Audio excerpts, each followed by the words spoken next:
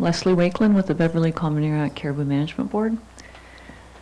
I was asked to do a presentation by NPC, and I've been trying to revise it continuously as conversations change things a little bit. So we'll see if I get the main information people would like. First of all, why are we doing this presentation? This participant has joined the conference. Didn't work. As we have heard multiple times, some parties believe that it's not necessary to protect calving grounds through protection that excludes specific land use activities from geographic areas, also known as area protection. Some believe that as long as the environmental assessment process makes recommendations about actions that should be taken, including perhaps caribou protection measures, to reduce or mitigate damage to habitat and disturbance to caribou, that is all that is needed. The BQCMB and others strongly disagree with this view, as we have heard multiple times. So just to be clear, I'll just review what the board's position is on area protection, so we all know where this comes from. The board believes that protection of traditional calving areas delineated using all available traditional knowledge, including IQ, telemetry, and survey data since the 1950s, would actually be the ideal way to protect caribou herds' calving grounds over the long term. This is because herd sizes change through time, and over the long-term population cycle, herds that may be in decline now might actually increase in size again and need larger areas and more space for calving than they do now. So that would be the ideal situation from the board's point of view. And as I've said before, the board's position is also that development activity should be prohibited from post-calving areas and around key water crossings as well. This participant has joined the conference. So why do we think that mobile caribou protection measures or some form of caribou protection measures alone would not be good enough to protect caribou? There's limitations associated with various versions of protection measures. They're a tool intended to mitigate effects of land use activities on caribou. So individual caribou, groups of caribou, but on caribou, they provide no habitat protection. So these measures alone will not provide meaningful protection against changes to habitat that could lead to fragmentation of ranges and reduced habitat quality, quantity, and effectiveness. So this is why we need both protection measures that reduce effects on caribou from land use activities such as disturbance on some seasonal ranges, but we need area protection to prohibit activities in specific geographic areas. Could you slow down a little bit? Sorry. That's pretty effective. So we need area protection to prohibit activities in specific geographic areas for the most sensitive and important habitats. Recommendations made to NPC by various parties for protecting caribou calving grounds are intended to safeguard caribou and habitat from the negative effects of disturbance and other aspects of land use activities through avoidance of direct negative effects on both sensitive animals and habitats. So area protection is not mitigation, it is protection of habitat. I thought that Mitch did a pretty good job of going through the key characteristics of calving and post-calving areas that provide benefits to caribou today, so I won't repeat them, but I will repeat a few key points. One of the things is that determining what is necessary to protect caribou habitat relates not only to the geographic area or the physical space, but also should consider the following. First, caribou must have access to habitat, including, for instance, use of key water crossings and not being diverted from those crossings, just as an example. Essential habitat components, including vegetation, of course, but other things included in the habitat, must be available for caribou to use and to gain nutrition from in the case of forage, so therefore they cannot be covered in dust or contaminated materials. When caribou occupy a habitat, they must be able to utilize forage, for instance, fully in order to meet their requirements. So therefore they can't be subjected to frequent disturbance. The negative effects of land use activities include not only obvious, direct, and immediate effects, such as mortalities resulting from impacts from vehicles, but also more subtle and longer-term effects, such as reduced productivity and survival, resulting from repeated interruptions to foraging. So we've heard these things before, but I think quite often people just keep thinking of disturbance on individual caribou, disturbance on groups of caribou. And we maintain that it's not just that that's the issue here, and it's certainly not that that's driving caribou cycles entirely, but they do need habitat, and calving habitat is the key habitat that they do need absolutely to return to gain all those benefits that Mitch outlined today. So I have a few more general comments on area protection too, to put this in context. It's been mentioned, but proposals to provide area protection for caribou, core calving grounds in Nunavut are intended to avoid the direct negative effects on sensitive animals and habitats, but the broader goal is to support continued sustainable caribou harvesting by Inuit and by other indigenous groups outside Nunavut who also depend on these species.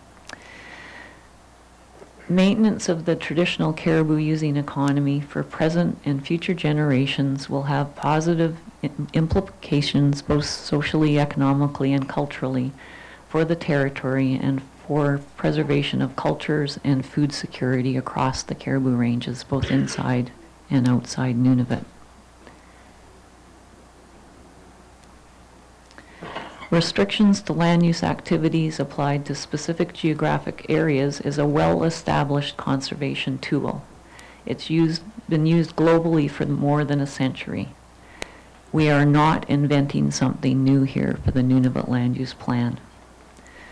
Selective geographic areas have been protected and managed primarily to support the conservation of biodiversity, to protect crucial habitats for specific species, to protect important cultural heritage, and to safeguard special physical features. Area protection can be established through permanent legislated protected areas such as national parks and conservation areas, or through flexible, frequently reviewed and updated land use plans. All three approaches have been used to support caribou conservation in northern Canada. So just as an example, how we're not being revolutionary here by talking about area protection for calving grounds. There are currently legislative protection for parts of caribou ranges across the north, including the following legislated protected areas which exclude industrial development from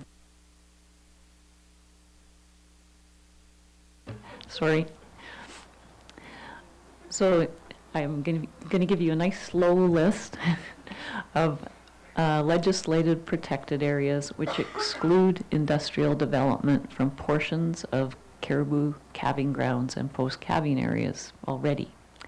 So this includes Tuktuk-Nogai National Park in the Northwest Territories, which protects the Blue-Nose West Herd calving ground. The Kuksalik National Park in Nunavut, which protects the Lorillard calving ground, and I'm saying again, this is portions in some cases. The Thelon Wildlife Sanctuary. Your participant has joined the conference. In the Northwest Territories and Nunavut, which protected the traditional Beverly calving ground. The Queen Maud Gulf Migratory Bird Sanctuary in Nunavut, which now protects both the Beverly and Ohio calving grounds. And then, of course, there's a well-known example also in Alaska for the porcupine calving ground, the Arctic National Wildlife Refuge. Also in land use planning specifically, there's a precedent just next door in the Sawtoo region of the Northwest Territories, where the Sawtoo land use plan protects a portion, not in this case of calving grounds, but of the summer and fall range for the blue-nosed east caribou herd in the Dale or Caribou Point Conservation Zone. Land uses prohibited from this zone are bulk water removal, mining exploration and development, oil and gas exploration and development, power development, forestry, and quarrying. So they have taken the bold move to make this conservation zone in the Sawtoo region to protect the summer and fall range or portion of it of the blue-nosed east caribou herd. So protection of calving habitat in the Nunavut land use plan would also, in addition to addressing territorial conservation needs, it would also address federal and international conservation needs. I won't go into detail on this, but just so people are aware, there is a global strategic plan for biodiversity. Canada has signed on to it and has established targets, conservation targets, to fall under the requirements of that agreement. And that includes protection for at least 17% of the terrestrial areas of the country. So again, this isn't a radical idea to provide area protection. So to get back to actually the sensitivity of calving grounds and the need for protection of calving habitat, there have been numerous examples of people that have made these recommendations.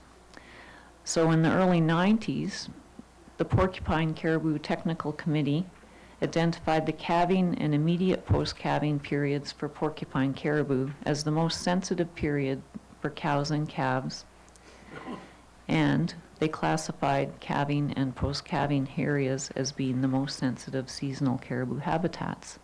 And as many people may know, the Porcupine Caribou Management Board has been lobbying both the Canadian and U.S. governments for decades to keep protection for their calving ground in the Arctic National Wildlife Refuge. The Beverly Common-Iriak Caribou Management Board rated sensitivity of the Beverly and Common-Iriak caribou to land use activities based on a number of ecological factors, with caribou sensitivity rated most highly of all the periods during the calving period, and with a rating of high sensitivity during post-calving. They also rated sensitivity of seasonal ranges to land use activity based on 5 factors. Calving grounds were rated as being very high sensitivity to land use activities, and post-calving areas were rated as being highly sensitive. More recently, the Bathurst Caribou Range Plan Working Group rated caribou sensitivity during calving and immediate post-calving for the Bathurst herd as very high, and they have rated habitat in calving grounds and post-calving areas as having very high sensitivity to disturbance. In terms of the caribou stakeholders, caribou harvesters, various other organizations representing those harvesters, as was mentioned earlier today, there was a caribou summit held in the Nunavut Northwest Territories in 2007, where 180 representatives from across every NWT region, Aboriginal governments, caribou management boards, renewable resource and co-management boards, outfitters, environmental organizations, and the oil and gas and mining industries were all present. There were 63 issues identified by the delegates. Only 3 of them got relative consensus of over 100 votes each. The first priority was protect the calving grounds in the NWT and Nunavut. The first priority for immediate action was meet with Nunavut to begin discussions about protection of calving grounds. This was in 2007. The BQ Caribou Management Board held a caribou workshop in February 2010 with participation from more than 75 elders and hunters from across the caribou ranges, as well as government staff, scientists, and others from 3 territories and 5 provinces. Input from the participants led to recommended actions for a number of specific factors involved in caribou declines, and 6 general recommendations. The first general recommendation was that governments and others should protect areas that are very important to caribou, starting with the calving grounds. The BQCMB's comments to the Nunavut Planning Commission in February 24 were accompanied by letters and resolutions calling for protection of calving and sometimes post-calving areas from many organizations representing caribou harvesters from across the caribou ranges. I won't list the groups here, others have mentioned them, but they were from all across both caribou ranges, including in Nunavut, Northwest Territories, Manitoba, and Saskatchewan. Based on this, when the BQ Caribou Board developed a new management plan, they included the following recommendations. Calving grounds should be protected from exploration and development activities.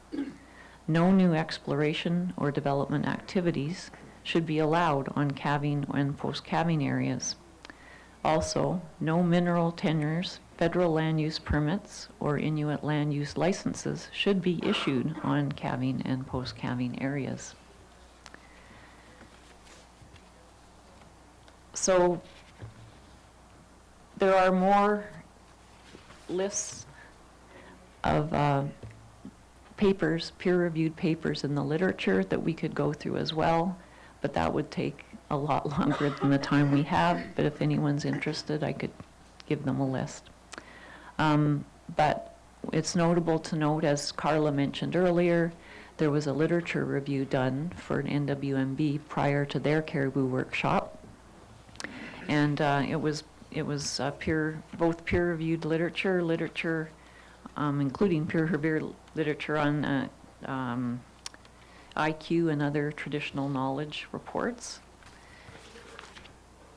And based on over 150 references, their conclusion was that the need for designating protected areas to preserve critical or sensitive habitat for caribou is well acknowledged across the range of the species. So that's the most current, the most recent report that compiles information from various sources. So rather than go through a long compilation and summary of what people have said, because Mitch and others have talked about this previously, what I would say is that a basic summary, 2 sentences, would be that while on the calving grounds, caribou cows are especially vulnerable to disturbance, and all the cows of any one herd are gathered together in one place. Therefore, anything that affects the cows on their calving ground affects the future productivity of the herd. So given the status of most of the herds today, it's generally felt that cumulative effects are a major issue for all the caribou in northern Canada, and that any additional stresses that can be managed should be managed. There's been a great effort in various places to manage other factors as well, but what we're talking about today is area protection, so I'll just leave it at that.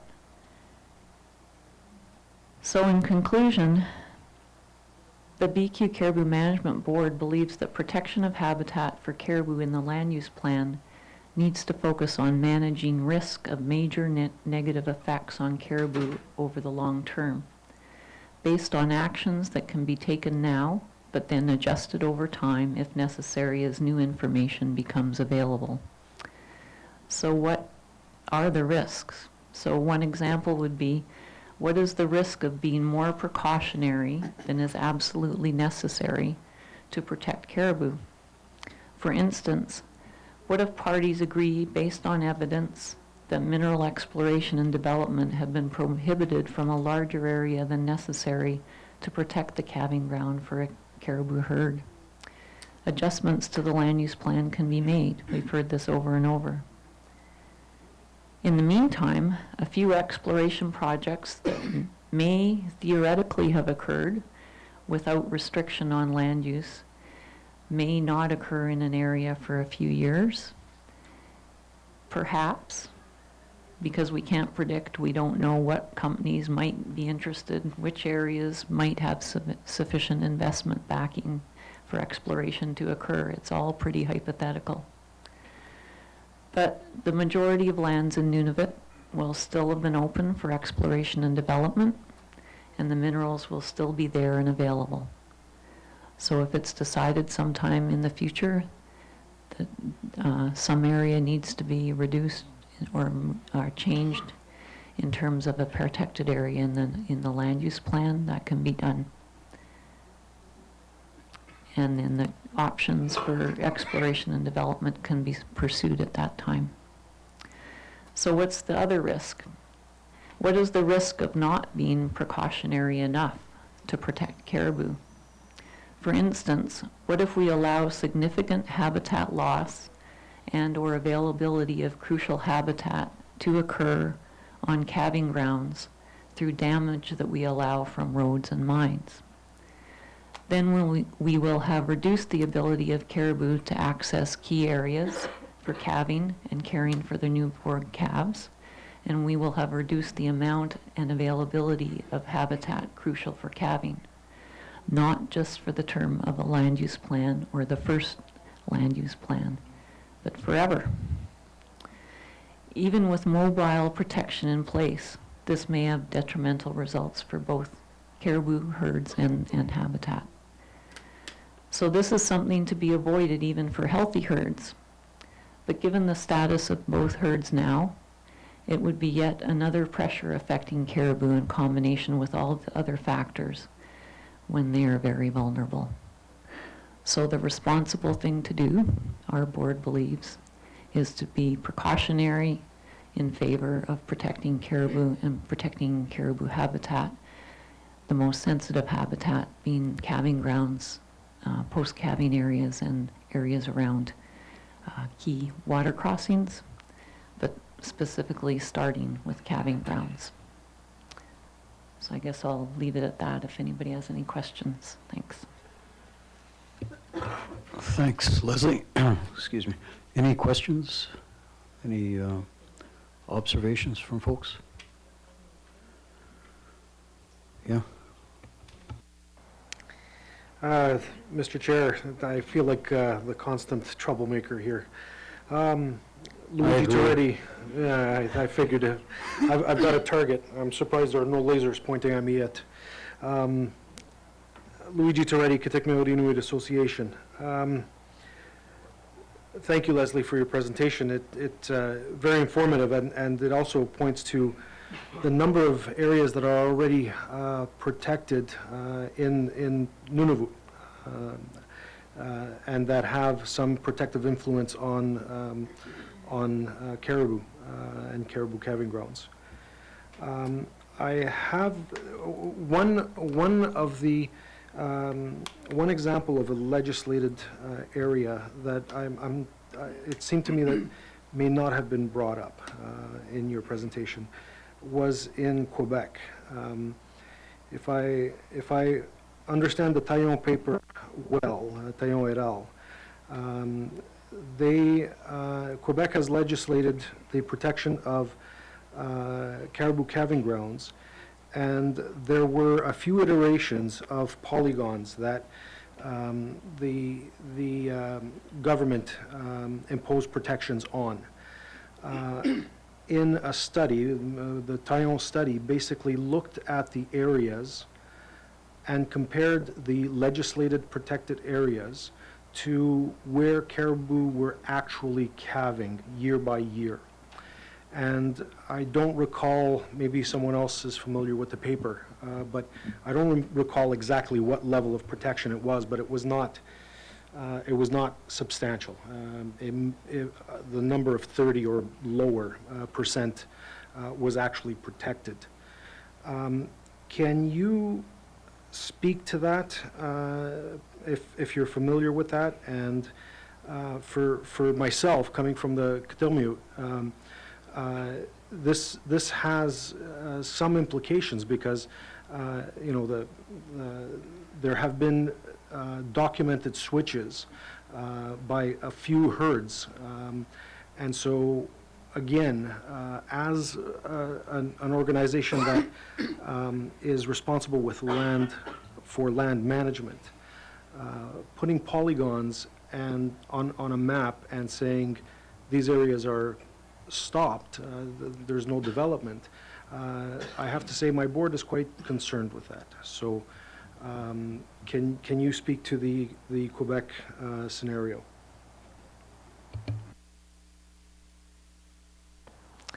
Leslie Wakeland for the BQCMB. I'm somewhat familiar with that paper, but not extremely. Somebody else here probably would be able to talk to it specifically in more detail. But what I would say about it is that is why we're saying that the opportunity of working with the land use plan is a good one, because we recognize that things change. And because the land use planning is a flexible tool, new information can be used in future to change an area that is protected if it is seen to be not adequate. There's a flip side to that too, of course, in that if you don't protect an area and then it is used later, it might not be the best habitat any longer for a herd. But we're working with the difficult species. Caribou are complicated. We're not talking about, a peregrine falcon nest where they'll come back to the same nest for sure for decades. It's a difficult problem, and we're all trying to do our best to come up with the best solution for sure. So there are complications. And, as I said, when our board started talking about protecting calving grounds 30 years ago, what people wanted was legislated permanent protection, because that's what they thought was the best way to go. So now it looks like the best way to go is through the land use plan. But not protecting anything is not at all going to solve any problems from the conservation point of view, from the caribou's point of view, and from caribou harvesters' point of view. So somebody else here might be able to talk about that paper in particular if you want.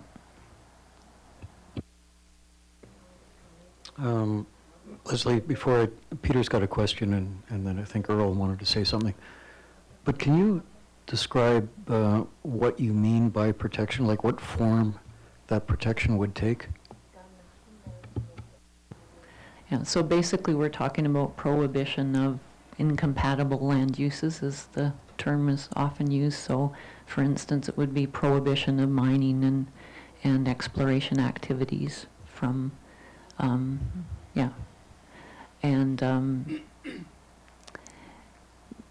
not only mining and exploration, but those would be the top of the board's list in terms of what is going on in the Beverly and Common Area calving grounds. So, effectively withdrawing surface and subsurface rights, the potential for disposition of those rights, including prohibiting land use permitted activities. Yeah, I guess, that would be subject to discussion a little bit about the full extent of it in every, would it be the same in every area? I don't know. But for the two herds that this particular board has been involved in, yes. We'll explore this a little bit more over the next day or two, but it seems to me that a temporary renewable moratorium on the issuance of mineral rights might be part of that. Obviously grandfathering the existing rights, but a moratorium on the issuance of new rights, subject to decisions further down the road, may be at least a big part of what you're talking about in terms of this general term protection. might also include if there's an all-weather road being proposed through a calving ground, then you might want to reroute that road. You may not want to prevent that road from happening at all, but it's something that I want people to start thinking about. Protection means a whole bunch of different things to different people, and just as conservation does. Some people think of conservation as complete withdrawal of or prevention of any activities. Other people see conservation in a different light.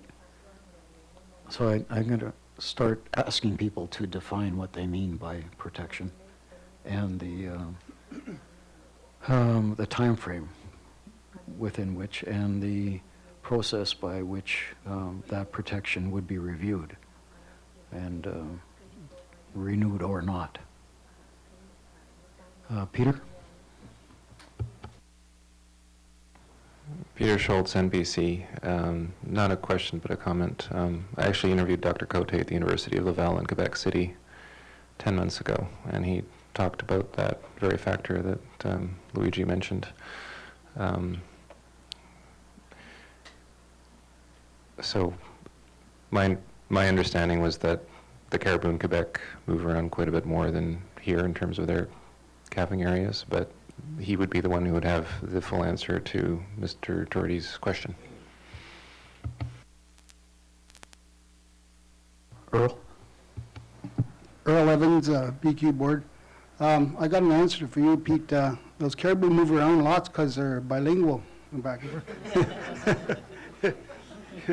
And also, Luigi wanted verification that he's a troublemaker. I agree, he is. But getting back to the more serious side of things, Leslie and the board and all the people on the range, we put a lot of thought into the presentation that we gave. And, you know, everybody has their own view of how caribou should be protected and what protection means to different people. And everyone in this room has a different agenda, and they see things in a different light. But we're looking at it from a harvester's view, people on the ground, people that are living there and living the life on the land. Living with caribou is a totally different thing if you're working for a wage economy. It's a different thing. But the two have to work in harmony here, because Nunavut's a young territory. There's unlimited resources here, and everybody wants to extract them. But they don't have to be extracted all at once. You can do it smaller scale over a longer period of time. You know, as long as the people in the community of Nunavut, if they want jobs, jobs should be at their fingertips. Training could be provided for people that need, because they always say you need specialized people, so they bring people in from outside. But training should be available for any person, any young person in this community that wants work, and work is available in the mines. They should have access to it with no strings attached. Training should be right at their fingertips. Train them up and let these people have the money to provide their families, so they can live the dual lifestyle. Work when they have to, work a few months a year. Some of them only want to work 2 or 3 months. Other people want to be employed full time. Give them that option. And like Luigi said, you know, it's a dual-edged sword. We need wage economy. We need some mines, some development, but not on a big, huge scale. Have it so, like I said, everybody can work together without harming the wildlife and the environment in doing so. So, like I said, Leslie put a lot of thought into that, and myself, I sat on 2 or 3 different caribou planning boards and stuff, but it seems like the planning's all too late. I mean, those 3 herds at the Beverly, the Blue Nose East, the Bathurst, all those herds are totally decimated. There's only 2 or 3% of them left. So we must have did a pretty shitty job planning. But it seems like all the planning is after the herds are in steep decline, and there's not much you can do about it. there's so many different factors that add to the decline of the caribou. I mean, it's not industry, as everybody points the finger at industry. It's not industry, it's everything all together that's combined. And you throw in the natural cycles there, and then all of a sudden you got a steep decline and you can't do nothing about it. So like I said, with this plan here, the herd is still half-ass healthy. So let's try to plan around this so we don't see the demise of this herd as we've seen of the rest of the herds. Down south where I come from, we're the first ones we couldn't hunt because the caribou moved away, there was none around, and then it moved up to Yellowknife. Then all the surrounding communities of Yellowknife. None of those people can hunt.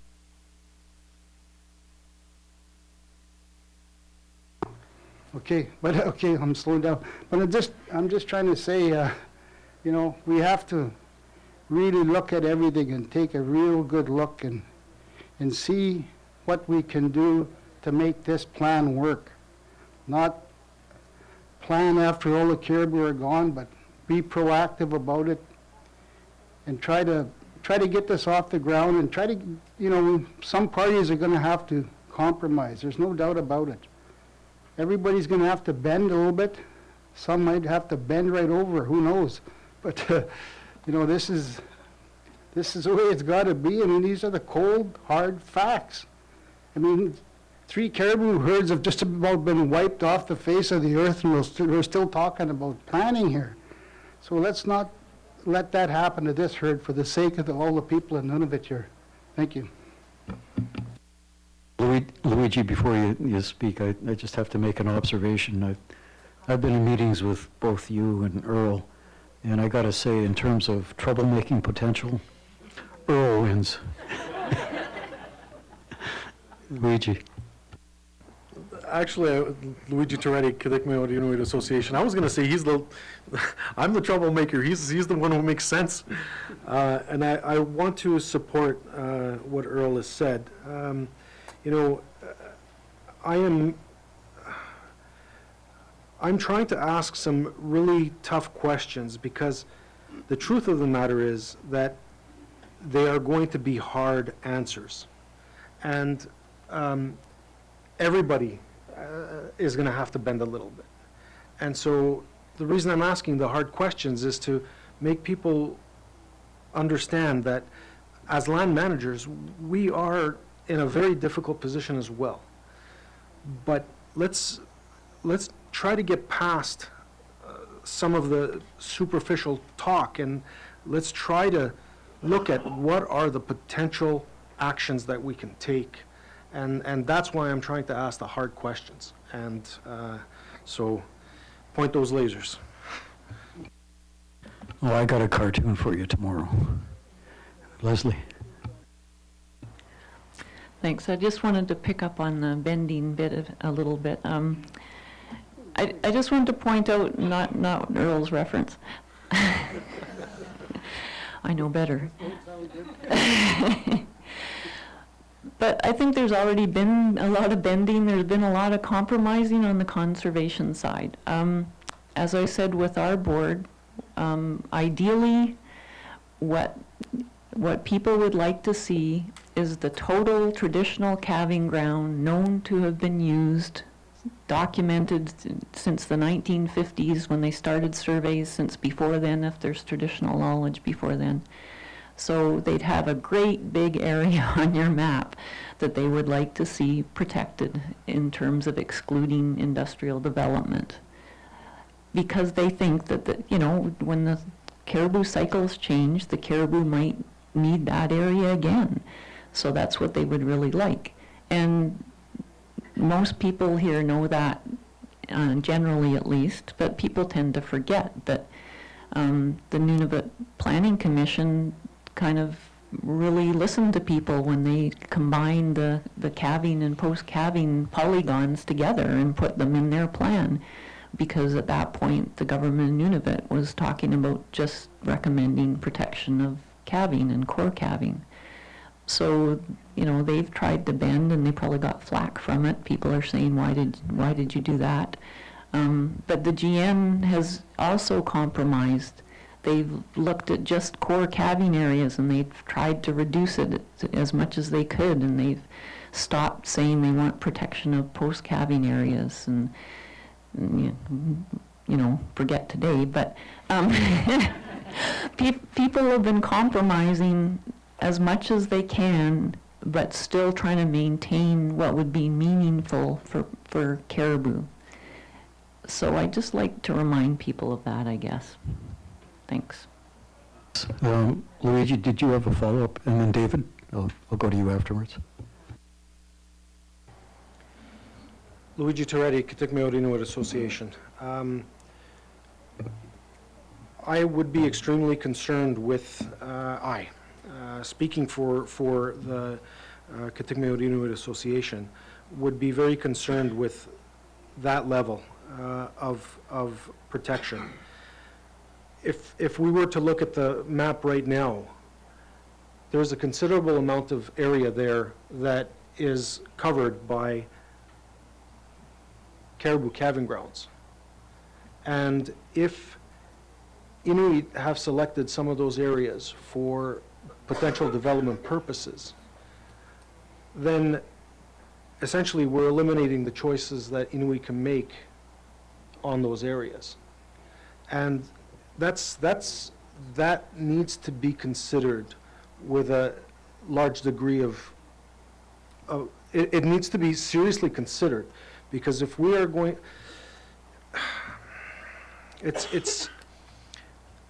if Inuit cannot make choices in terms of development, and all they have is caribou, well, the ultimate choice ends up being that the Inuit need to go back to the traditional lifestyles.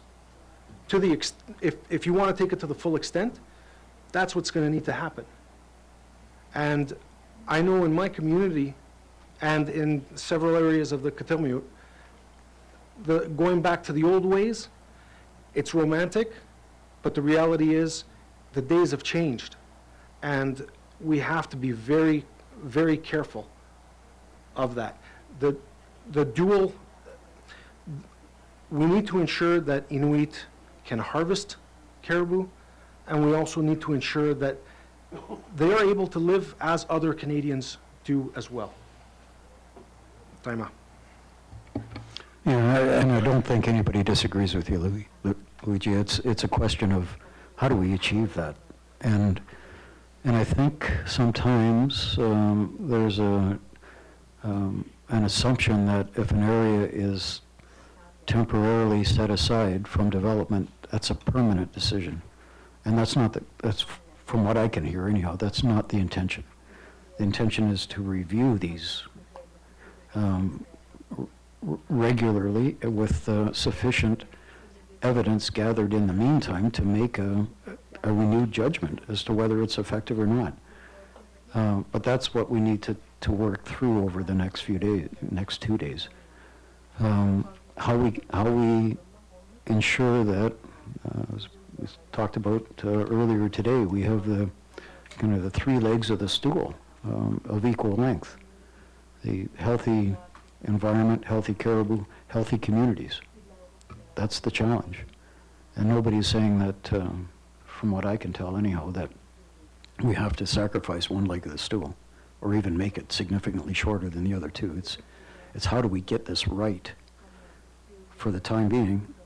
How do we set in place a mechanism to review it to ensure that it's still right in the future? David. Thank you, David. David Lee with Nunavut Incorporated. I just wanted to clarify and respond to one of Luigi's initial comments on the Taillon shifting caribou calving ground paper. So I've revisited it. It's been a while since I've read it. And I think it's very important to clarify that although it's identifying some of the issues of a calving ground that is shifting, it is not questioning the importance of the caribou calving grounds for their demographic importance as well as their critical habitat importance. And instead of me stating that, I think it's more important for me to just quote the actual paper. We suggest that constraints on human activities within the wildlife habitat, in this case, should be permanent to prevent degradation of calving range. It provides all of the references mentioned before about the impacts of industrial activities in calving grounds, for which there's quite a bit, and for which there should be a rebuttal to the Chamber of Mines review. The last statement is the protection of calving grounds should be regularly updated to confront possible novel threats and ongoing environmental change. So this doesn't negate anything that Leslie and the BQCMB and many of the other proponents, including Inuit, have stated about the importance of protecting caribou calving grounds and its highly sensitive nature. Thanks. Thanks, David. Jackie? Hello, Jackie Price, Kikitalik Wildlife Board. I don't have a question, I just have a comment. I'm afraid I do have to respond to Luigi's earlier statement, where he states not allowing development leaves Inuit no other choice than to return to a traditional lifestyle. I find that statement hugely offensive, and I feel that in an attempt to, how do I say this? In an attempt to move beyond an either or, he's just reaffirmed it. So I find it very important to just state that, and to also highlight that in the conversations I've had with many Inuit across ages, across regions, my understanding is that everyone's searching for new creative ways to move beyond this way or that way. And I don't feel that that statement has provided any space for that kind of forward thinking that Inuit are bringing forward beyond the structures of management and business that we have right now. So I just had to say that. I don't think it's fair, and I don't think it's hugely accurate, and I would question Inuit in their own region if they feel that it's as black as white as that. Thank you. Thanks, Jackie. And maybe I'll take it back. Maybe you are the bigger troublemaker. First of all, I wish to apologize for my statement. The statement, I made the statement because of my understanding, potentially incorrectly, that so we're looking at a lot of protected areas right now. Okay, the statement that I understood, that I heard, and that resulted in that response was that we're going to expand those areas even more so than what is presented on the map. So I misunderstood you, Leslie, and I take that back. If that is not what is being proposed in terms of expanded far beyond what is here, then I made a statement in error, and I do take that completely back. So I apologize, Jackie. That's the again, in the context that I had understood it. Nunavut is an extremely important area. It has the calving grounds for many, many different caribou herds. So if we expand, essentially, if we look at Nunavut as exclusively a calving ground, and we impose limitations on the entire extent of Nunavut, then that is the potential problem that I see. So I apologize.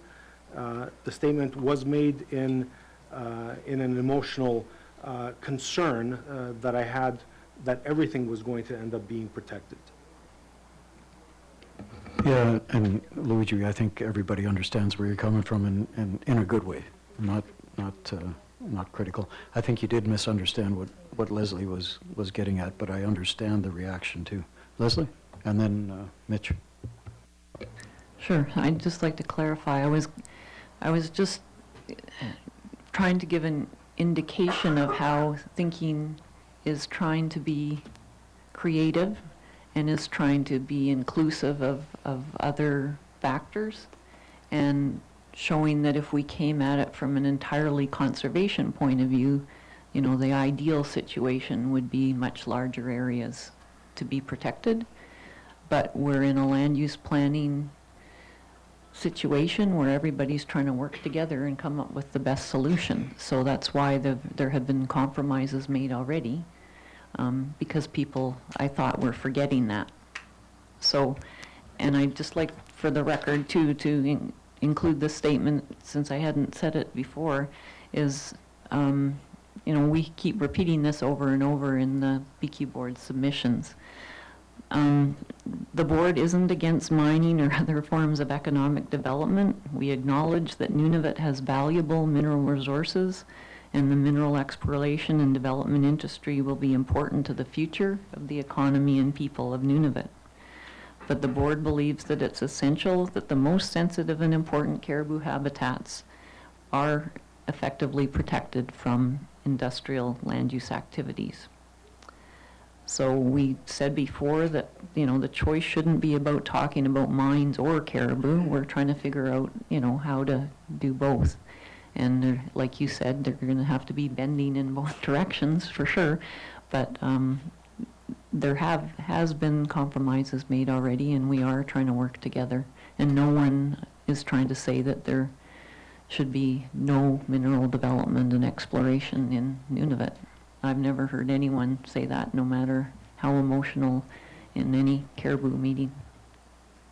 So I hope that clarifies things. Thanks, Leslie. Mitch? Yeah, Mitch Campbell, GN. I just wanted to just point out, just for perspective, that what we're talking about in terms of calving grounds is, at least as the GN has delineated calving grounds, is approximately 6% of the Nunavut settlement area. So we are talking about a very small amount compared to the Nunavut settlement area. So I think that perspective needs to be understood. The other component is it's never all going to be developed all at the same time. So spread out over time, proportionately, you're looking at even smaller areas. So we need to keep that in perspective, that calving grounds are not, if groups are looking at calving areas, if other groups are looking at calving areas for protection, that is not removing a significant amount of landscape from the industry. So I don't see how there'd be those conflicts. I just wanted to add that we had those figures here. Thank you. Thanks, Mitch. Bruno? We're going to have to get to Kim. I'm sure that he's got other things to do tonight. So, Bruno, go ahead, and then we'll go to Kim, and then we'll come back if need be. Thank you, Mr. Chair. Real quick, there's one part of Luigi's question earlier that kind of got lost when we talked about the Taillon report, and I think it was related to exchange rate or switchers between herds. And I just want to point out that we have addressed this in the case of the Bathurst and the Blue Nose East. That information is all available on either on the Wikigi Renewable Resources site or the SAT2 Renewable Resources site. Those are the public registries. For your information, if you look at the past 5 years, the rate of exchange between the Bathurst and the Beverly to the east and Blue Nose East to the west is in the order of 2%. So 98% calving ground fidelity. And the same, exactly the same for the Blue Nose East if you compare of switches between the Blue Nose West to the west and the Bathurst to the east.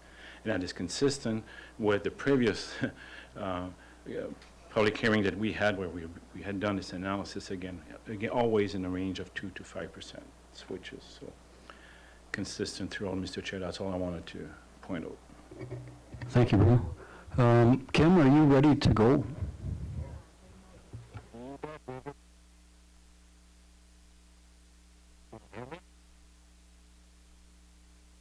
Kim, are you there?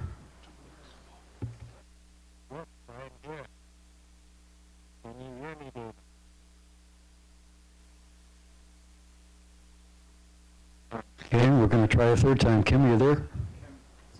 Yes, I can hear you, David. Can you hear me?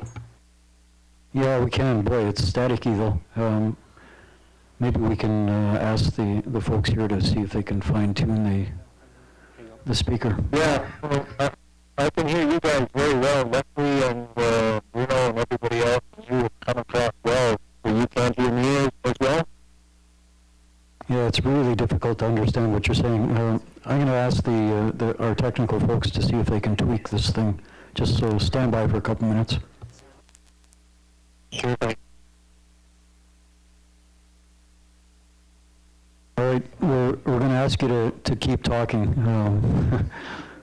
Maybe you can sing us a song. We can use some entertainment. So you don't want me to sing your song, David? Trust me. Hey, and can you guys hear me yet? Is it any better? Any worse? Is it not clear? Yeah, it's getting better. Why don't you try the presentation, and I may have to interrupt it to fine tune things again. Peter, you want to say something? Peter at NPC. Kim, I have an 8-slide presentation emailed to me from Luis. I'm hoping that's the right presentation. Just say next slide and I'll move appropriately. Yep, thank you, I will. Just a couple of things from my end. Do I assume there is simultaneous translation going on? Yeah, there is. So you'll have to speak slowly, and boy, you got to speak clearly, because at this end it's difficult to understand. Okay, I apologize for that, but I can't help it. I will try and speak as clearly as I can. I've been listening for the last hour to Leslie's presentation and the discussion, and I appreciate that I have not been there today to get all of the context of what has happened so far today. But the one little nugget I want to throw out is that people should also keep in mind that the Bathurst herd has declined roughly 96 or 7%. The Blue Nose East herd has declined 80 or 90%. And all that has occurred with, to my knowledge, absolutely no development of any sort on the calving ground. So I'm hoping that people are keeping in mind that there are many other factors involved with what is happening with the caribou herds in the north beyond simply either area or restrictions or disturbance protection on calving ground. I just thought I'd throw that in there after listening to the various comments and discussion.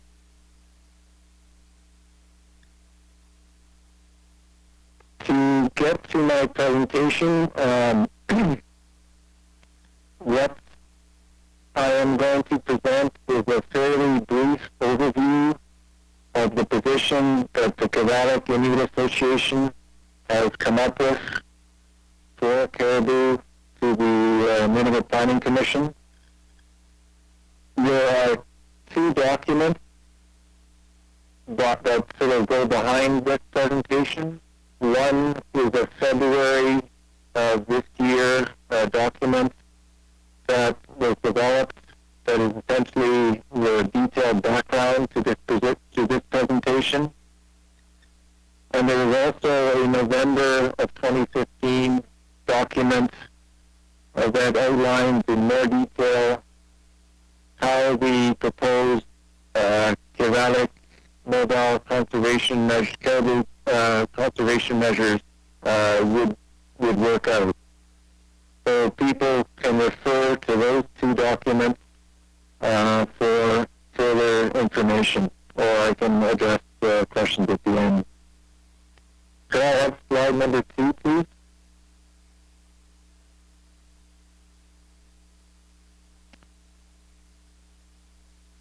So, hello? Am I coming across okay, David? Yeah, it's fine right now. Thank you. Okay. So we are suggesting that from an area designation perspective, that the management of caribou must be based on both IQ and Western science as it relates to caribou ecology and their assumed or suspected or known vulnerability to disturbance. Of course, and as was made evident in the last hour that I've been listening, there is a balance between caribou protection and economic development.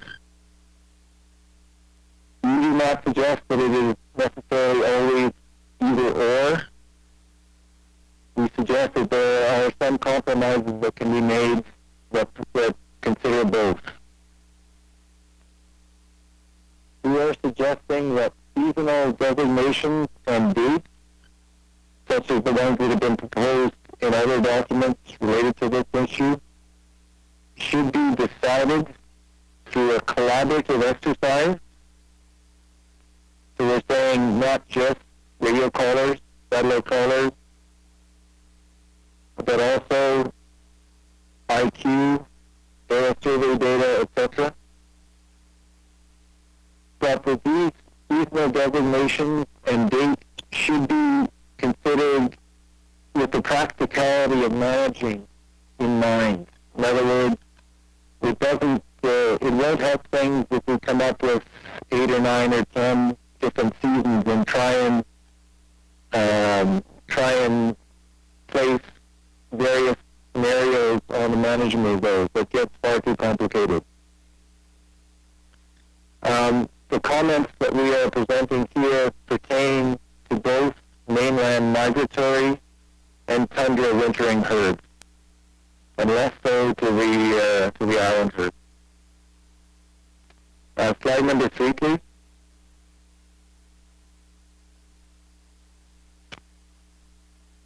What we have done, and this is presented in greater detail in our mobile conservation measures document, is assessing the risk categories for caribou at different times of the year based on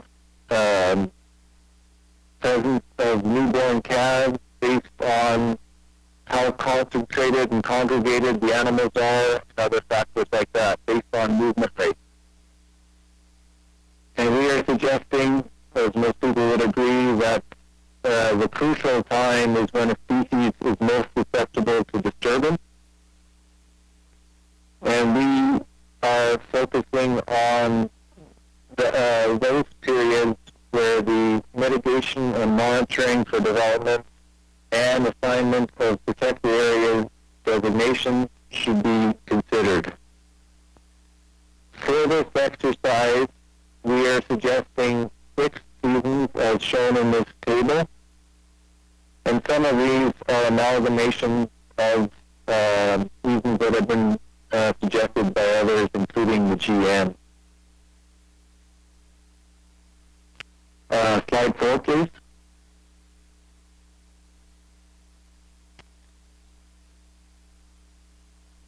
We are suggesting that the core calving areas should be designated using the areas used for calving and the immediate post-calving caribou. And we are proposing that this be to include what we call the extent of calving. The extent of calving essentially runs from the peak of calving to about 3 weeks of age. And those 3 weeks are important because that is when the calves are totally dependent on the female for nutrition, for suckling, and before they start to consume any of their own food. So with this kind of designation, we are suggesting that it is encompassing both the core of the calving period itself and the next 3 weeks. We are suggesting that this area, with a caveat I will get into in a minute, be provided a protected area status where where mineral and development, or mineral exploration and development would not occur. This area is fairly consistent. Now, we're aware that there has been many different, or there's several at least different mapping exercises, primarily conducted by GN, because GN has been the one that has been doing most of this, and our proposed core calving areas are likely consistent with the mapping that was proposed by GN in their June 2015 submission to the Nunavut Planning Commission. As noted, the Quebec Indian Association supports the identification of these core calving areas using both IQ, or using IQ, scientific survey, and the collar data. And we suggest that this should be done keeping temporal trends in mind and using the most recent 10 years of collar data. There was discussion on movement of caribou calving ground. I would agree very much so that the Quebec herd, the Quebec Labrador herd, move calving grounds to a far greater extent than what is seen in the NWT in Nunavut. But given changes in herd size and just changes over time, there have been shifts in the extent and distribution of calving grounds. So we think that it is most appropriate that this be reviewed, or this be assessed using the most recent 10 years of collar data, and this could be reviewed on a approximately 5 or maybe 8 year program. So in other words, the mapping for these core calving to other seasonal ranges could be reviewed every 5 years. Next slide, please. With core calving areas, as we've defined them, that overlap these areas of high mineral potential, we are suggesting that these be given special management area status, within which the proposed Quebec mobile caribou conservation measures would be applied. We are also suggesting that within a 25-kilometer buffer around the mapped core calving areas, mobile measures would be applied as per the mobile caribou conservation measures document. So in other words, even if mapping has designated a specific area as a core calving area, and in the middle of a review period or over the course of years, there are changes to where the caribou are calving, but essentially the buffer would be able to identify areas that could be be monitored and mitigated for development around the core calving area, where heightened mitigation could be applied on a mobile basis. In other words, the protection will be traveling with the caribou, and it's not necessarily always area-based. Next slide, please, which should be the water crossing. We are suggesting as well, and as Leslie pointed out, that the water crossings are significant areas, and we are suggesting that the immediate area around the identified water crossings should be within a year-round protected area status, where no development or exploration would be allowed. And the area, the size of the area we're talking about is not necessarily huge. It's perhaps 1, 2, 3 kilometers in radius. and that would be tailored to traditional caribou approach characteristics that could be based on IQ. However, around these protected areas, there would be what we suggest 10-kilometer radius zone around these crossings within which mobile protection measures would be applied. We are also suggesting that the, quote, designated or identified water crossing database that was developed for the Diane caribou protection measures, that database has to be updated. There are far more water crossings out there that are than the ones that are designated or identified. Many of these have been identified in environmental assessments that have been done and could be also supplemented through IQ. So we're suggesting that that list should be updated. Next slide, please. For other seasonal ranges beyond the core calving, we have designated, as I mentioned, 5 other seasons.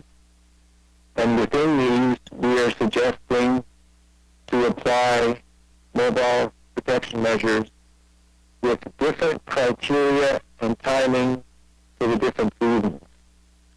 In other words, in areas, and this is detailed in far greater detail in our mobile caribou protection measures document from November. The final slide, please, slide number 8.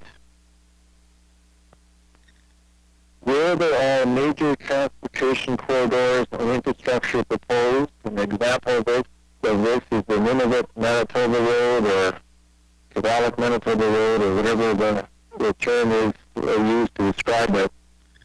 We are suggesting that these should be routed to avoid core calving areas where possible, but should be granted special management area status with appropriate and, if required, stringent mobile measures applied to them.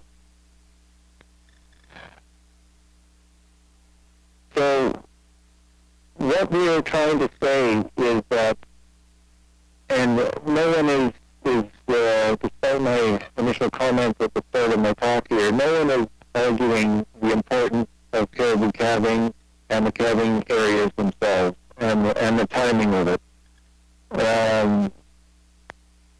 There is a lack of really strong empirical data that designate that suggests or that indicates that caribou at that time are susceptible to disturbance, or most susceptible to disturbance, but intuitively we would all agree that, and to invoke the precautionary principle, it would make a lot of sense, of course, for everybody's perspective, to give these areas the highest protection possible. But we are confident that even within core calving areas, for instance, within portions of the special management areas because of high mineral potential, or to do with these transportation corridors and infrastructure, we are suggesting that mobile measures could be effective. We are suggesting that the onus of, it's easier, cheaper, and, well, just easier to set a protected area designation to a chunk of land and walk away knowing that nothing can touch it. Using mobile measures, there's going to be more work involved, but the onus we are suggesting should be on the proponent. If somebody wants to go into a special management area, they have to ensure that either they or they provide the funding so that the regulators can conduct sufficient monitoring and mitigation to ensure that disturbance is minimized or eliminated. The regulators, even within these special management areas, as we envision them, the regulators can still say, we want a small footprint, we want you to be aware that depending where the caribou are, you may be removed all personnel may be removed and all activity ceased for up to 2 months a year. The people, at least the companies, the proponents go into it knowing full well the importance of the area and the implications to any exploration and potential development going forward. So we think that this is a strong enough basis to manage these areas, to not shut them out fully from economic development, but to ensure that caribou conservation is foremost in everybody's mind and the caribou are not compromised. Again, more details are provided in our February document that I believe that Luis from the Quebec Indian Association has distributed, and more information on the mobile measures is from our November document that was presented at the Nunavut Wildlife Management Board Caribou Workshop in November. And I'd be pleased to take any questions if there are any. Thank you, Kim. While people think about your presentation and formulate their questions, I wonder if you could, and I appreciate you weren't giving a heads up on this, but could you talk a little bit about the zone of influence findings that you were part of, just to give people a bit of an overview of where the science stands on the zone of influence discussions? Sure, I would be pleased to. On work, there are 2 large diamond mines in the Northwest Territories in the summer-fall range of the Bathurst Trove, the Divek and the Caddy mine. Up until the late 2000s, they conducted aerial surveys that looked at the distribution of caribou in relation to the mine, and we analyzed those data and determined that there was an approximate 14 or 15 kilometer area around the mine footprint, that's including the processing plant, the pit, the main roads that are in that area, but there's an area of about 14 kilometers within which caribou are less abundant than they would be based on the habitat alone if the development wasn't there. We are not saying that it is a 14-kilometer exclusion zone, that there's no caribou in. We have shown that there is an area within which caribou are less abundant, sometimes a fair bit less abundant than would be expected if development was not there. This work, most of you are probably aware that in the last few weeks, the Clecho government has released a traditional knowledge study from Rukizi that basically agrees very closely with, they have another term for it, which I can't remember off the top of my head, but it's basically, they are suggesting that the diamond mines have created changes in caribou movements and migration that is essentially creating a zone of influence, or the terms they use translates roughly into areas where the caribou don't go anymore. So the two... has joined the conference. The two Western science and traditional knowledge have morphed. The one thing I must say about zone of influence is that there's been different studies on it in the south to do with caribou and other wildlife. There has been very little work in the north. And we have come up with one way to look at it, one analysis, but it is based on kind of a single area. Over a number of years, granted, but a single area. So it's a concept that needs examination at a broader scale. Okay, thank you very much for that. The number of questions are on the table, but just so I'm clear about what you're proposing, the calving grounds and the immediate post-calving grounds would be protected from mineral and, mineral development, mineral exploration, except where there are areas of high mineral potential. And in those areas, the mobile protection measures would apply to activities. That plus the zone of influence discussions suggests to me that maybe that's a little problematic. And in addition, linear infrastructure, if it can't be rerouted around a core calving area, you would, or KIA would suggest that mobile protection measures would apply to that fixed infrastructure as well. It's a little challenging, I think, but it's certainly a good basis for further discussion. So I'll open it up for folks, Earl and then Bruno to start. Earl Evans here, BQM board. Good evening, Kim. I think you and I have had this discussion before on the zone of influence and how it affects caribou. I know you're talking about the zone of influence around the mine. Well, that zone of influence is there because the mine is static. It's in one place. But the zone of influence for the caribou actually starts when the trucks leave Yellowknife and do that 500 kilometers on the ice road. That whole trip the truck takes is negatively impacting caribou because that was all caribou country at one time. And over the last, I think the last time I've seen caribou right close to Yellowknife was around 2002 or something like that. But that whole road at one time,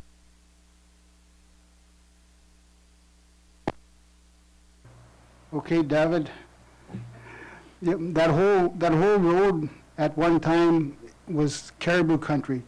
So by having that road there, it is negatively affecting the caribou. So the road is a zone of influence in itself. Because people use that road, I mean, like I said, as soon as that road opens, I'm like everybody else.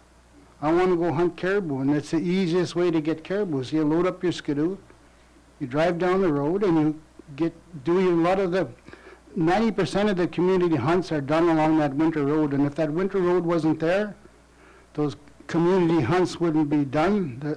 Every community hunt usually takes around 100 caribou.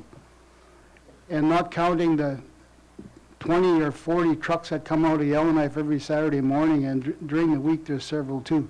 So that whole road it has a negative effect on the caribou, so it is a zone of influence. And I don't know, like the mine itself, he says, is one, but I take this road as another one, so I don't know if you can categorize it one or two, but it is negatively affecting the caribou one way or the other. So that's just my opinion on it. I think Bruno and the rest of the people have similar thoughts, so thank you, Kim.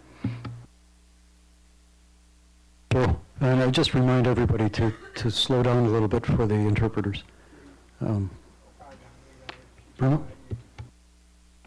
Thank you, Mr. Chair. Thank you, Kim. Good to hear you. I'm not sure if you had a comment on Earl here, but if not, I'll ask you my question. I'm just wondering, Kim, if you could please clarify for me your description of this Kivalik mobile caribou conservation measure approach that you shared with us. I'll say what I think I heard, and please correct me if I'm wrong. So I'm assuming of course it's applying to the calving area accurate. So we would have a core calving area of some size as defined by surveys, colors, local knowledge that would be determined and established. And then beyond that, an additional buffer of 25 kilometer where the mobile protection measure would apply, which I don't really know what that is, but is that how you describe this, Kim? Yeah, that's essentially it. Okay. Do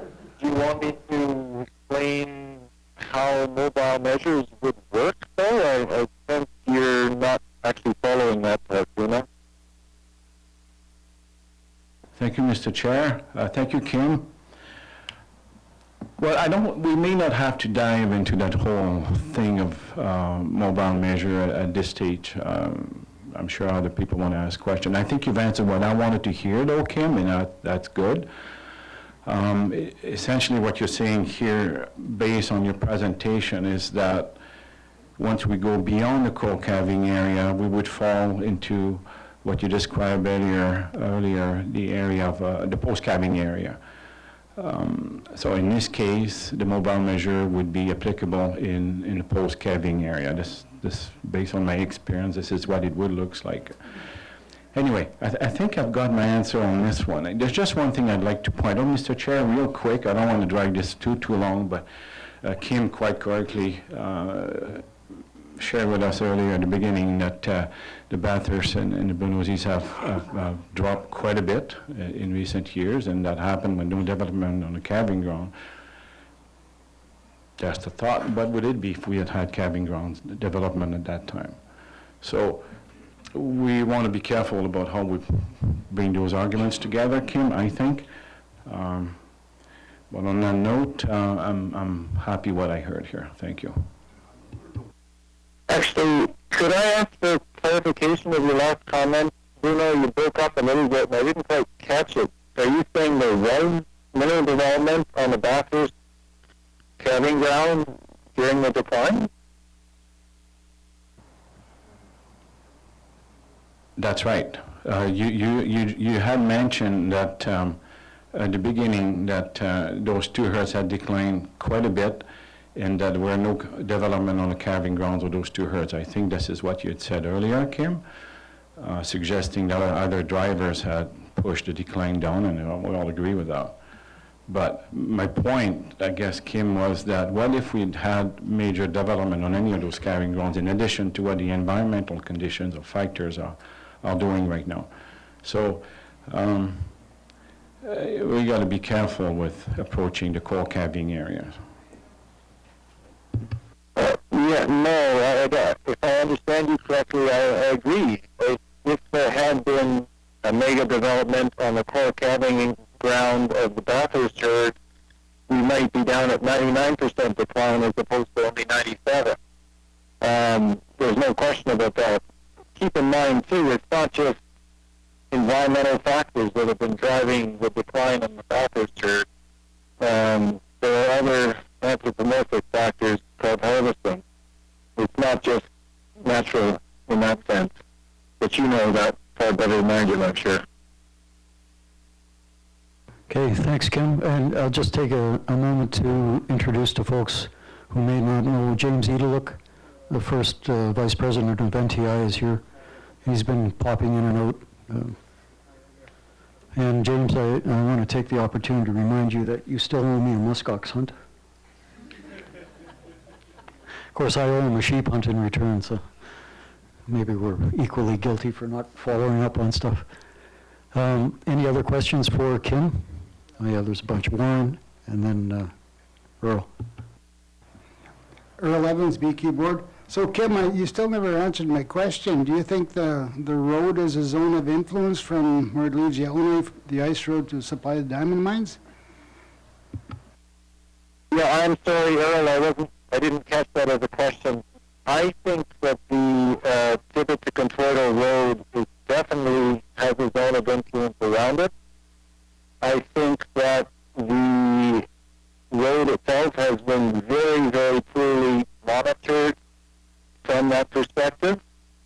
The joint venture seems to not have had any responsibility for looking at potential zone of influence, and I'm not just talking from a harvesting perspective, I'm talking more from an animal distribution perspective, although as you argued and as I've seen over the years that I lived in Yellowknife, there's no question that from an animal harvest perspective, that road has huge implications. So yes, I believe it does have a zone of influence from an abundance perspective, that similar to what we have looked at for the diamond mines. But keep in mind that it is during the winter season, and caribou movement and distribution and susceptibility to disturbance would be different at that time than what we saw in the summer range, when the caribou are fairly sedentary as well. So there's no question there's something around it, and it's never been quantified. Even the satellite collar data that the ENR has possibly could be used to examine that question. Granted that the caribou don't always overlap the road these days, but they have in the past since the collars went out in 1996. Thank you, Kim. I'm glad you're going to appear in court for us and state that. Thank you.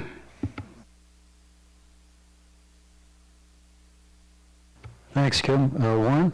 Well, you broke up on that one, but I didn't catch it.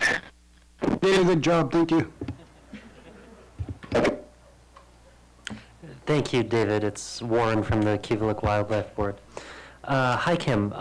I first have just one comment to make about the KIA position, and then I have one question for you.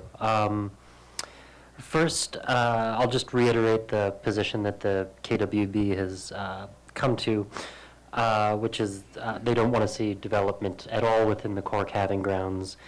And based on our engagement, we really don't think a mine could get a social license in that area. Mobile mitigation measures notwithstanding, we don't think people would support it, regardless of what mitigation measures are introduced. There also seems to be a serious logical issue with protecting the core calving areas that don't have high mineral potential. You're essentially saying, well, protect the calving grounds from mining, except for where there is likely to be mining, which the logic behind it is rather difficult. Anyways, regardless, I'll get on to my question. At the last meeting that we were at, the Nunavut Wildlife... Sorry, what now? You will let me respond to your comment. I think I'd like to make a response, if I may, Mr. Chair. Yeah, let me think about it. Yeah, okay. Thanks. For one, the mobile measures pertain primarily to exploration. If anything large is being proposed, such as development, it is going to go through the NERD process, which essentially almost takes it, it doesn't take it out of the hands of the NPC and the Nunavut land use plan, but it puts it to another level where social license and other factors are considered far more extensively than simple exploration. What we are proposing at least makes it clear to proponents, potential proponents, that if they go down this route, at the exploration stage, they may be subject to the following restrictions in this area, and they could be footprint restrictions on how big the development would be. They would be timing restrictions on exploration, etc. But anything that goes beyond that would be in the NERD process. So you paint it as we're hoping for lots of mines in any areas of high mineral potential, but that's a bit of an exaggeration. It still has to be a measured development, and the regulators, including the Kivalliq Indian Association, would be the ones that would be controlling the process. Thanks, Kim. I wasn't trying to paint it like you wanted lots of mines in the calving grounds. Just, it seems somewhat inconsistent to protect the areas from mining where we already know there isn't going to be any mines because there isn't the high mineral potential. You kind of answered the question that I was getting at, was that, I was leading up to, which was that you had mentioned before that these mobile measures are just for exploration, not for actual mining. Do you think like, do you have a proposal for how the impacts of a mine could be mitigated in the middle of the calving grounds? Because if these effects can't be mitigated, and if these companies can't get a social license in that area, I don't understand why the industry really wants to get into there, sink a bunch of money into a place that they're not going to be able to recoup because the communities aren't going to want them there, and they're going to, fight tooth and nail to keep them out, and they might get rejected in the NERB, or probably even likely to get rejected in the NERB process anyways. Just the logic of it, it's beyond me. Yeah, I don't disagree with you in the sense that the proponent, you wonder why a proponent would want to go into it knowing that we might not get the social license and the approval through NERB. But keep in mind that there are a number of types of development, some that we understand, diamond mines, gold mining, etc., some that are at scales that could be large or they could be quite small. And, if there was a seasonal operation that was primarily in the fall and winter, for instance, that was occupying a very small footprint with minimal disturbance inside one of these special management areas to pull out, I don't know, some rare earth element or whatever, that's not the same as putting in a Caddy diamond mine in the middle of with a 30 square kilometer footprint in the middle of a calving ground. There's degrees of scale here that you have to keep in mind. Protected area status is fine, but it eliminates everything. Special management status has the option of eliminating almost everything if it wants, because the regulators, including the Quebec Indian Association and the GN, can say, here are your restrictions. If you don't like it, don't go in there. But it doesn't eliminate the options for everything. So I think we're not far off the same page. It's just how we go about it. And we suggest that the mobile measure approach could work inside those areas when needed. But again, it's not as simple as a protected area status where you put a circle around the area and walk away and throw away the key. But we think it's doable, and it leaves options for economic development, and it leaves the proponents and potential companies knowing what the rules are going in. And we think that's important because these kind of companies generally like to know the rules, even if they don't like them. Okay, thanks, Kim. Mitch has a question or two, and then we're going to take a break. I've got to think about the interpreter behind me here. But Kim, after we take the break, we're going to get Mike Setterington to speak.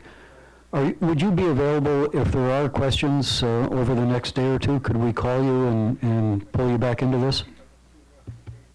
I'm afraid, David, for the next day or two, I'm available only in the evenings your time. Yeah, that may not be a problem here, given how much discussion we have to go through. Anyhow, we'll follow up with you if need be, but I'll turn it over to Mitch right now. Sure. Okay, yeah, thanks very much for the presentation, Kim. There's a lot of interesting ideas you've presented. I have some more or less quick comments. I'll do a pause in case you want to respond to any one of them. They're not so much as questions, most of them. Some concerns. Overall, I think that mobile protection measures have a lot of potential in a lot of applications. But at the moment, at least from my perspective and my understanding, which might be in error, but that's where I'm at right now, they're untested, they're conceptual at this point. So we can't be certain of their effectiveness overall. So that's just one concern before you would apply something like that in a calving area, you'd want to be darn sure about what the result was going to be and not use it in an experimental fashion. A couple of really just quick comments on the 3-week dependency. Just a little bit concerned that maybe there's some room to maybe talk about that a little bit because it can vary depending on the melt, how quickly the females can get into vegetation and how well they're nursing. It can be extended on several years. Just a concern. I think it could use some more discussion. The 10-year period you're speaking of too, I think, is another thing that would require a lot of discussion across the different jurisdictions and communities to find out what a reasonable period might be. I would suggest it might be longer than that, quite a bit, but I'm sure there's other people that might have different idea. But I think that needs to be discussed further amongst various stakeholders.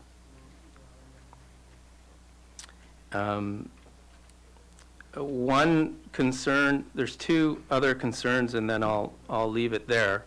And again, I'm really trying to be as constructive as I can here. I can't help but to think that with the amount of mobile protection measures that may be required, we're looking at a pretty massive expense. And we will need to get our heads around out of the sort of the conceptual components into the financial realities to see if it's actually financially doable.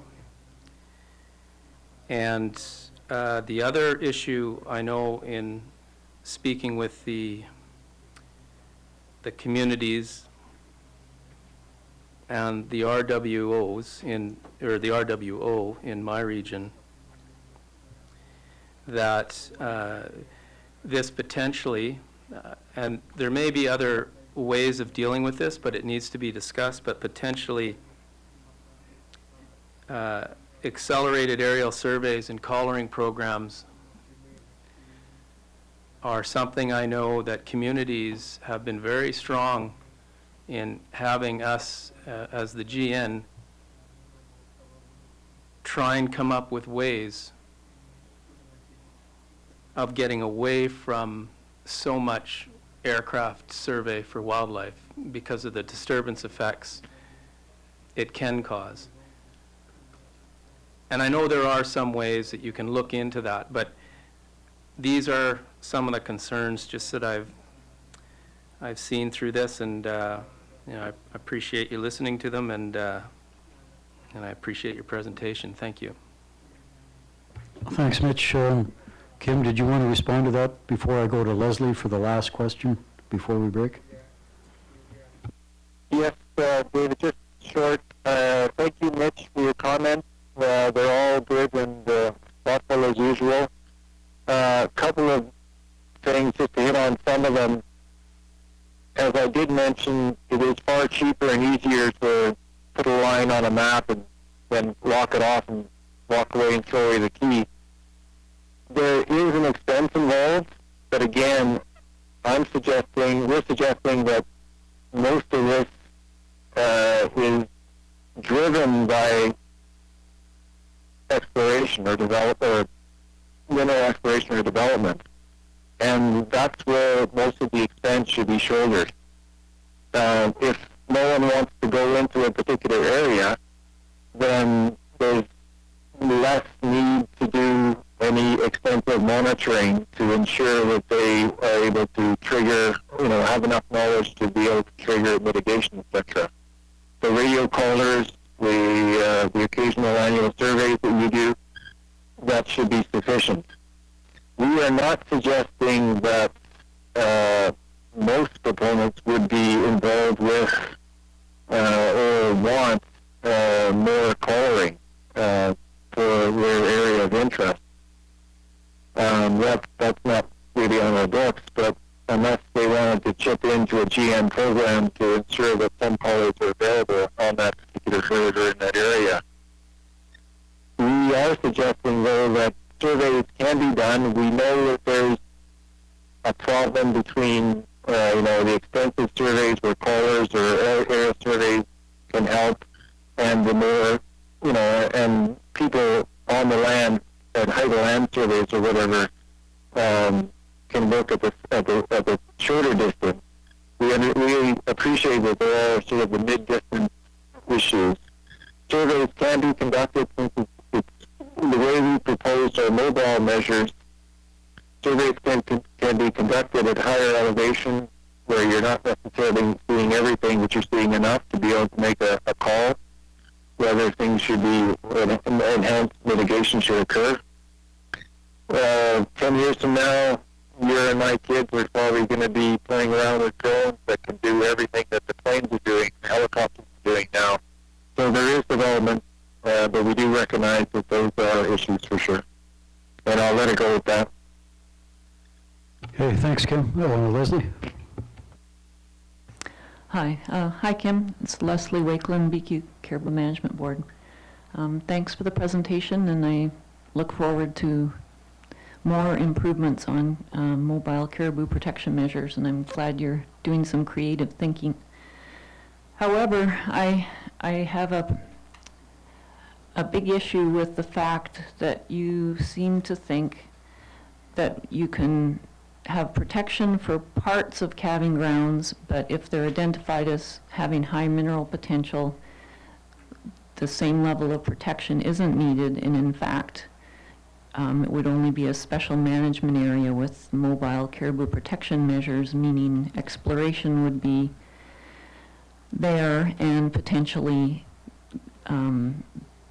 go to development, because you're going to have a lot of activity right on the core calving ground, and you have defined the calving area much more narrowly than the GN did in their mapping, so the maps people are familiar with is quite different than what your area would be, and you have considered it a crucial risk category, so the highest level of risk, but parceled the calving ground out into areas that are somehow less crucial because of another value. And so I think your conclusion was that this proposal you put forward will not compromise caribou, but biologically, from that perspective, I'm not sure I understand that point. And also, although I won't belabor this point, I'm not really sure how practically it would work either with the buffer zones and everything. But I'd like your thoughts on the first question today. Thank you. Sure. Thank you, Leslie. You talk about activity on the calving ground, but of course, mobile measures in most cases would mean that if there was a potential exploration site of any sort within a special management area, within a core calving area, there would be no physical activity. There would be no planes, there would be no aircraft, there would be no people active during the 2 months or the month, and you could extend it into the post-calving period or the early summer period when caribou might be present. If caribou are present, calving, post-calving, immediate post-calving, and beyond, then activity is shut down. So you're not dealing with the disturbance of the activity of aircraft, of trucks, of people. There's no question you have an infrastructure there, depending what it could be, whether it be a camp or a short road or a drill site or whatever. But there is no activity. So I think because of the way the mobile measures work, that, it's not perfect. The perfect world could be lock the whole thing off, walk away, throw away the key. But we suggest that given the available evidence, and I have not reviewed that document from the NWNB that caribou disturbance literature. I haven't seen a hard copy of it. I was there for the presentation, but we suggested this would have minimal impact on a camping ground. Again, everything is context specific. It's the size of the footprint, it's the type of development, it's the area within the camping ground, perhaps. But there would be no activity at that time. Does that clarify things a little bit? Yeah, I'm sorry, what I was meaning is that there's activity that potentially will lead to a mine, and I understood your response to Warren, but still, you had explained it as, maybe there'll be a small mine and maybe it will have a small footprint and NERB will deal with it, etc. But the fact of the matter is, if you're not going to create a protected area that prohibits mineral development, there could be development on the calving ground. So that's the bottom line, and that's why this seems inconsistent to me and makes no sense biologically. It is inconsistent with the values that you are proposing to essentially protect every square inch of habitat. Yes, it is inconsistent with that. We are not suggesting, though, in every case that is absolutely necessary. Okay, thanks, Kim. I think I'm going to call it. We're going to have to take a break. Our interpreter is working overtime. And we'll get back in 15 minutes. But if we decide to call on you, we'll give you a shout and see if you're available. So thanks again very much for the time and the presentation. You're most welcome. Yeah, the best thing is to give me an email with such warning as possible. Will do. Thanks again. Into the overall effects on the productivity of caribou. And that cumulative effects further went down the road to develop scenarios of what would happen with and without development in the traditional range of the Kamounariak caribou, with population projections of the caribou out to 50 years, with and without development, and without harvest.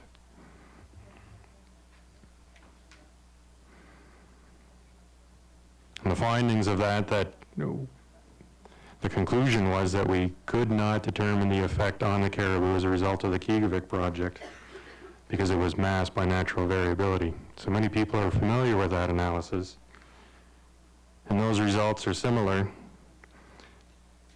to what Bruno suggested earlier, results for the cumulative effects analysis, which used a similar approach for the J project, for the Bathurst caribou.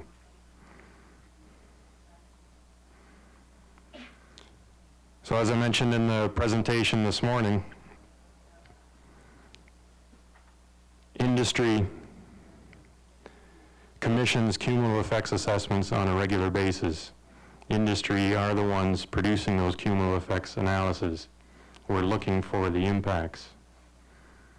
We refer to the best available information. We refer to the literature. We use that information, we project scenarios, we predict impacts into the future.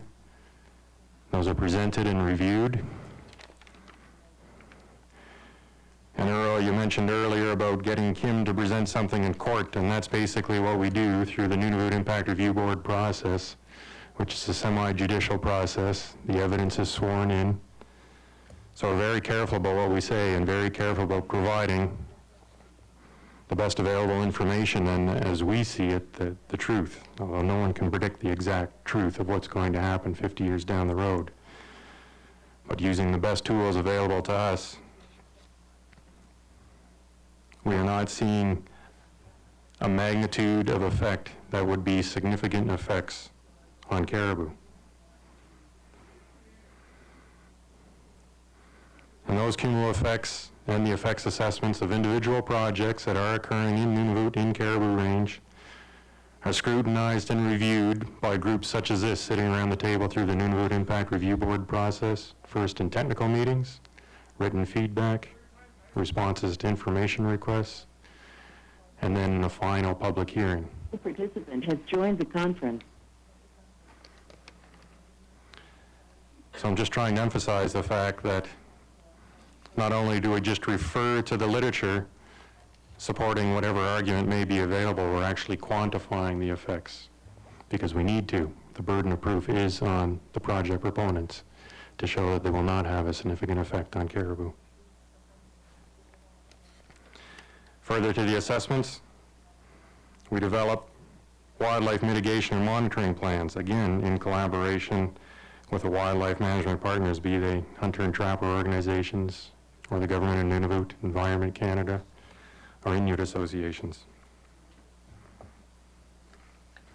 The longest standing wildlife mitigation and monitoring plan in Nunavut for a project now is Agnico Eagle's wildlife mitigation and monitoring plan for the Meadowbank project, which is reviewed annually by regulators in the government of Nunavut.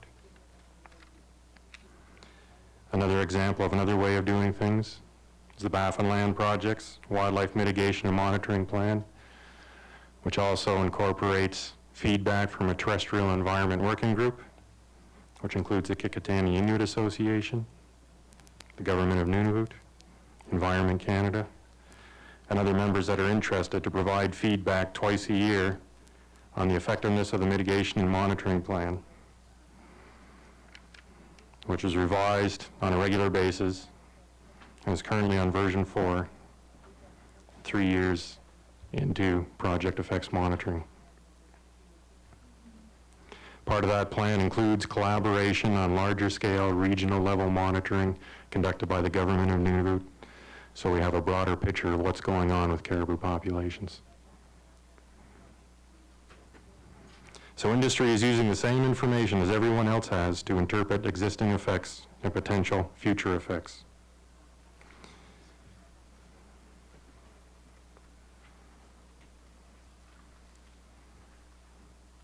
So here in this meeting, and we provided that analysis, industry wrote it, we seem to be the most familiar with it. Unfortunately, a lot of the information and results seem to be either disregarded or ignored. And as a scientist that does this work for the mining industry, I can't ignore our own work and the evidence in front of us. So again, I turn to the protection measures that we find are effective have been the ones that we've been using, such as mobile caribou protection measures. But again, I'd also like to reiterate what I said at the presentation this morning, that the Nunavut Chamber of Mines are not the decision makers. We're here to provide the business perspective on exploration and mining. We look to reasonable decisions. We look to the regulators to provide sound advice and transparency in their decision making and their advice to the Nunavut Planning Commission. So again, we continue to look forward to the discussions. They've been very interesting, and we'll continue to try and provide our perspective on what makes sense. Ladies and gentlemen, Matna. Okay, thank you, Mike. Mitch?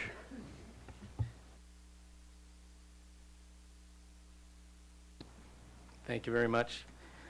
And thanks for your presentation, Mike. Just a couple of points. And one thing I wanted to read here that came out of the Environmental Management Journal, 2006. I just want to read it into the record. It's just a quote from one of the articles. Cumulative effects assessments in Canada is in dire straits. Despite a huge amount of talk and flurry of development activity associated with cumulative effects assessment concepts, it has not lived up to its glowing promise of helping to achieve sustainability of diverse, valued ecosystem components. The 6 problem areas include: 1, application of the CEA in project-level environmental impact assessments; 2, an EIA focus on project approval instead of environmental sustainability; 3, a general lack of understanding of ecologic impact thresholds; 4, separation of cumulative effects from project-specific impacts; 5, weak interpretations of cumulative effects by practitioners and analysts. And 6, inappropriate handling of potential future developments. That came from peer-reviewed literature.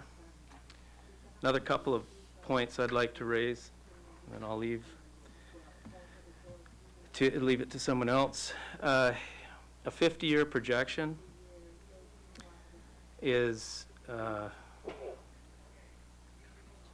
I don't know anyone in my field that has ever looked to a 50-year projection on caribou. With all the chaotic events that can occur in the life cycle of a caribou population, to think that you can even come close to 50 years shows that you're not really considering all the factors. There is no truth in a model, because a model predicts, but it doesn't predict exactly what's going to happen. So we can't say that there's truth in it. There isn't, especially when you're predicting 50 years down the line. The other component is a model is only good as the inputs that go into it. So if someone's going to rely on a model, we'll need to know what those inputs are, how old they are, how they're developed, and how they are implemented in the model to come up with such a projection. I would have, and I've seen these models before, absolutely no confidence in someone that told me they could predict what caribou were going to do 50 years from now. I would say the same thing if they said they could predict what caribou were going to do 10 years from now.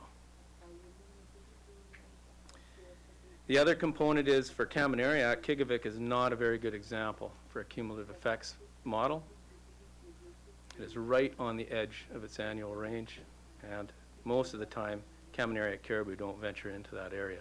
So I would expect that even without a model, you wouldn't see it as having major impacts on that particular herd. And that's all I have to say. Thank you very much. Any response, Mike?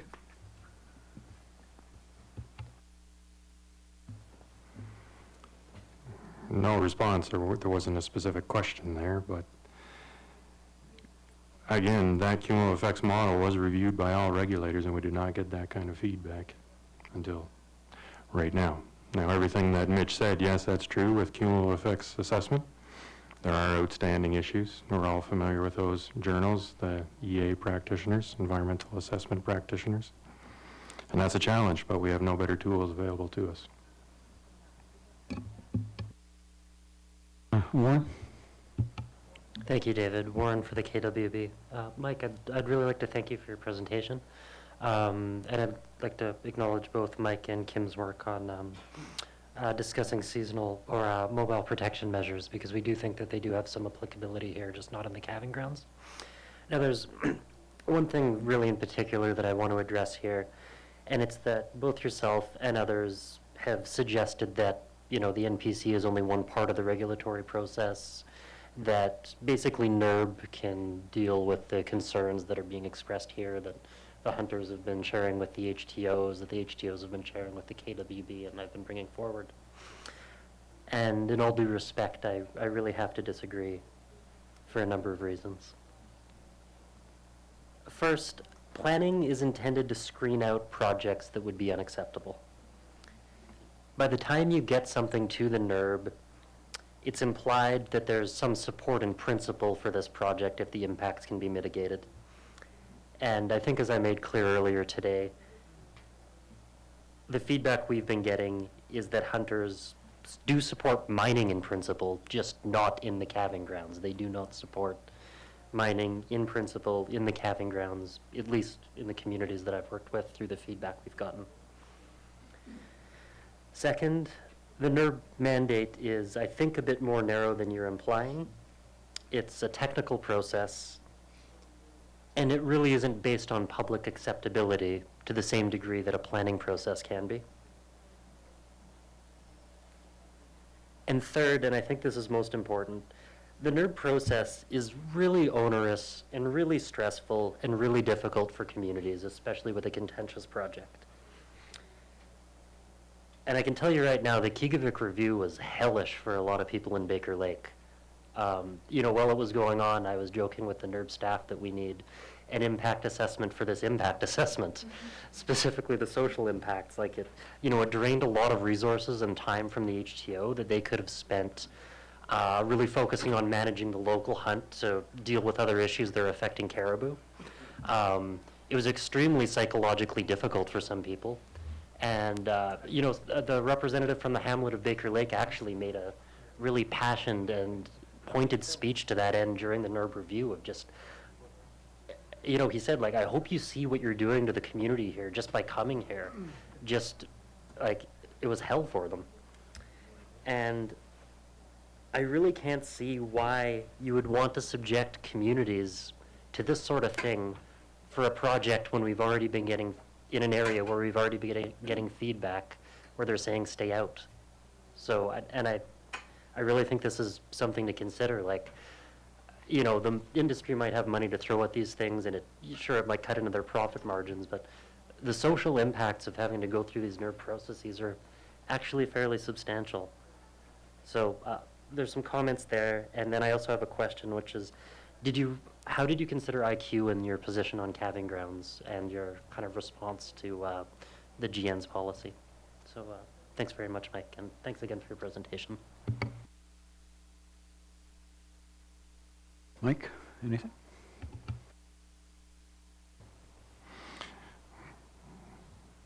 Thank you for your questions, but I do need clarification on your question. You were asking how we considered IQ in calving ground identification? Thank you very much. Not in the identification of the areas, but in the identification of appropriate land uses within calving grounds.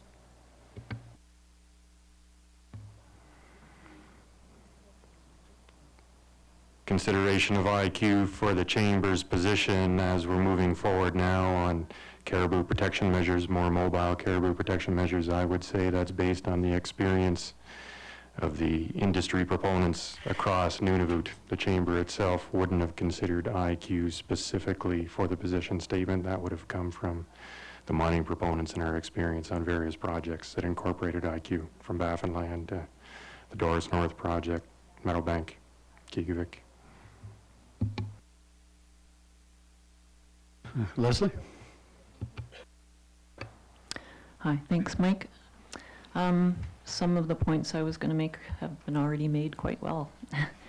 But I would like to add to the idea that environmental assessment processes are for mitigating impacts and identifying how to mitigate impacts. It's acknowledged that there will be impacts. The land use planning process is supposed to provide a way to avoid impacts in areas where they are not acceptable. And it is supposed to incorporate values, and to the point that Warren made, presumably we'll have periodic reviews of the land use plan that communities will be involved in, but there are endless EA processes, and it's not just communities, it's governments and review boards, and everyone is spending an awful lot of time on environmental assessments, including for projects in calving grounds. And it's taking up a lot of resources and energy, as Warren said, by communities. So the land use planning process is supposed to be a broader scope, a first level. Decisions are made based on the values of the people. So to say that basically you don't need that because you have environmental assessment, I don't think is appropriate. And then the second point was about Kigavik in particular, and as you know, our board was involved in reviewing your cumulative effects assessment, and we came up with a very different conclusion. Rather than your conclusion that the project will have no significant project cumulative or transboundary effects, the BQ board concluded, based on your EIS and your cumulative impact assessment, that the project's cumulative effects on caribou would be significant. Residual cumulative effects would likely reduce sustainability of one or more of the caribou herds in the area, and it would have negative effects on caribou harvesters across the caribou range. And I've been told previously that the GN's review concluded that there was just way too much uncertainty in the effects assessment, and they didn't have confidence in the proponent's ability to monitor and mitigate impacts on caribou. But back to the BQ board's assessment, one of the major flaws in the assessment was this assumed stable trend for the common iriac herd, when in fact the herd is declining. So that was a major issue for the board. So I guess those aren't questions, they're just statements, but yeah, anyway, thank you. Thanks, Leslie. Mike, any statement in response to the statements? No statement. All right, anybody else? Any comments, questions? All right, I'm going to take that as we're done here for the evening. So we'll let the Planning Commission will let you know what the plan is for tomorrow, but I suspect it's fairly safe to say that you can probably sleep in